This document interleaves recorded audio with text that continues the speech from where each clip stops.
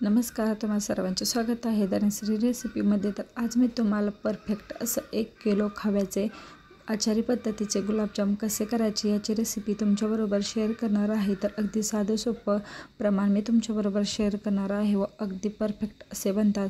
अगदी आतमधपर्यंत ही पूर्ण पाक शोषला जातो व झटपट व पटकन बनणारी ही रेसिपी आहे। तर चला तर मग रेसिपीला सुरुवात करू। तर पहा, इथे भिजल्यानंतर मी एक कट करून गुलाबजाम दाखवत आहे। पूर्ण आतपर्यंत पाक शोषला गेला आहे। छान अशा हे गुलाबजाम होण्यासाठी भरपूर टिप्स सांगणार आहे, व्हिडिओ पहा। तर इथे कढईमध्ये मी 1 किलो साखर घेतलेली आहे। तर 1 किलो खव्यासाठी 1 किलो साखर घेतलेली आहे व 1.5 तांब्या भरेल एवढं पाणी घ्या। तुम्हाला यापेक्षा थोडंसं जास्त करायचं असेल तर करू शकता। त्यानंतर यामध्ये 1 चमचा विलायची पावडर टाकलेली आहे व छान असं आता हे उकळण्यासाठी ठेवायचं। उकळी आली की पहा, त्यामध्ये भरपूर असं घाण असते साखरेची, तर ती घालवण्यासाठी इथे मी 2 चमचे दूध टाकत आहे। दूध कोणतं, गार किंवा कोमटही टाकू शकता। दूध टाकल्यानंतर उकळी आल्यानंतर पहा कशा प्रकारे यावरती घाण आलेले आहे। तर आपण पाकातील ही पूर्ण जी घाण आहे तर ते बारीक गॅस करून पळीच्या साहाय्याने काढून घेणार आहे। असं केल्यामुळे आपले गुलाबजाम चवही खूप छान देते व ही जी साखरेची घाण आलेली आहे तर तीही निघून जाते। पहा कशा प्रकारे पाक अगदी स्वच्छ असा झालेला आहे। तर पाक शिजल्यानंतर पाक कसा ओळखायचा, तर अशा प्रकारे पळी घेऊन पळीच्या मागच्या साईडने पाक हातावरती घेऊन चांगला चिकट व झाला असं जर जाणवू लागला तर गॅस बंद करायचा। तर आपला पाक तयार झालेला आहे।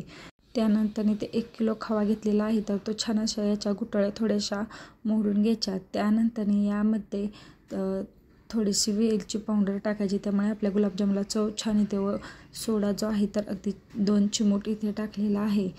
1 किलो खवा असेल तर इथे 1 ग्लास मैदा घ्यायचा आहे। तर हे अगदी परफेक्ट असे प्रमाण आहे। तुमच्याकडे जर अर्धा किलो खवा असेल तर अर्धा ग्लास मैदा घ्यायचा। तर अगदी आपल्याला प्रमाण माहिती आहे म्हणून सर्व मैदा टाकायचा नाही, तर अगदी थोडं थोडं करून यामध्ये मैदा घालून छान असं मळून घ्यायचं। तुम्ही गुलाबजामचं पीठ जेवढं जास्त छान मळाल तेवढे आपले गुलाबजाम बिना चिरा पडता तयार होतात। तर पहा, आपण भाकरीला पीठ घेतो त्या पद्धतीने अगदी थोडं थोडं घेऊन मी अशा प्रकारे छान मळून घेत आहे। व्हिडिओ फास्ट दाखवलेला आहे पण मी भरपूर टाईम हे मी पीठ अगदी मऊ लुसलुशीत असं करून घेतलेलं आहे। तर पहा, छान असं मळून झाल्यानंतर हातावरती आपल्याला आवडेल त्या साईजचे आकाराचे गोळे करून घ्यायचे। तर गोळे झाल्यानंतर पहा, अजिबात त्याला चीर पडत नाही। तर आपण जे गुलाबजामचे पीठ छान असे मळलेलं असतं, खवा मळलेला असतो, तर त्यामुळे आपल्या गुलाबजामला अजिबात चिरा पडत नाही। तर पहा, अगदी परफेक्ट असे झालेले आहेत। तुमच्या आवडीनुसार साईजनुसार करावं। तर इथे माझे सर्व गोळे तयार करून झालेले आहेत। पहा, जवळूनही तुम्हाला दाखवते, अजिबात यावरती चीर पडलेली नाही व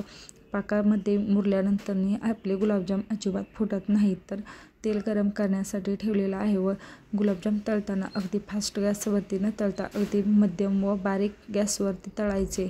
तर जेवढे तुम्ही गुलाबजाम छान व बारीक गॅसवरती तळाल तेवढे आपले गुलाबजाम आतमध्ये पूर्ण मुरतात व कच्चट लागत नाहीत। तर चमच्याच्या साहाय्यानेच हलवायचे, उलटणं लावायचं नाही। तर पहा, अशा प्रकारे छान तुम्हाला आवडेल त्या रंगावरती गुलाबजाम तळून घेऊ शकता। तर आमच्यात खूप डार्क आवडत नाही, तर मी इथे थोडंसं फेंटच काढलेले आहेत व कोमट पाकामध्येच आपल्याला हे गुलाबजाम टाकायचे आहेत, म्हणजे अगदी परफेक्ट असे भिजले जातात। तर पाक थंड करून त्यामध्ये टाकायचे नाहीत, तर कोमट पाकामध्येच आपल्याला हे तळलेले गुलाबजाम गरमागरम कढईतून काढले की अशा प्रकारे कोमट पाकामध्ये टाकायचे। तर दुसरी बॅच तळोस्तोपर्यंत पहा, आपले पहिले गुलाबजाम किती पूर्णपणे अर्धे भिजलेले होते। तर कोमट पाक व अगदी कमी गॅसवरती जे भाजलेले गुलाबजाम आहेत तर ते अशा प्रकारे पटकन भिजले जातात। तर अशाच प्रकारे आता मी सर्व गुलाबजाम तयार करून घेते। तर तुम्हाला कट करूनही दाखवते। पहा, पूर्ण आतपर्यंत आपला हा पाक गुलाबजामने शोषलेला आहे। तर पहा कशा प्रकारे ज्युसी असे झालेले आहेत। रेसिपी कशी वाटली ते मला नक्की कमेंट करून सांगा व चॅनलवर जर नवीन असाल तर नक्की सबस्क्राईब करा। चला तर मग भेटूया छान अशा आपल्या एका नवीन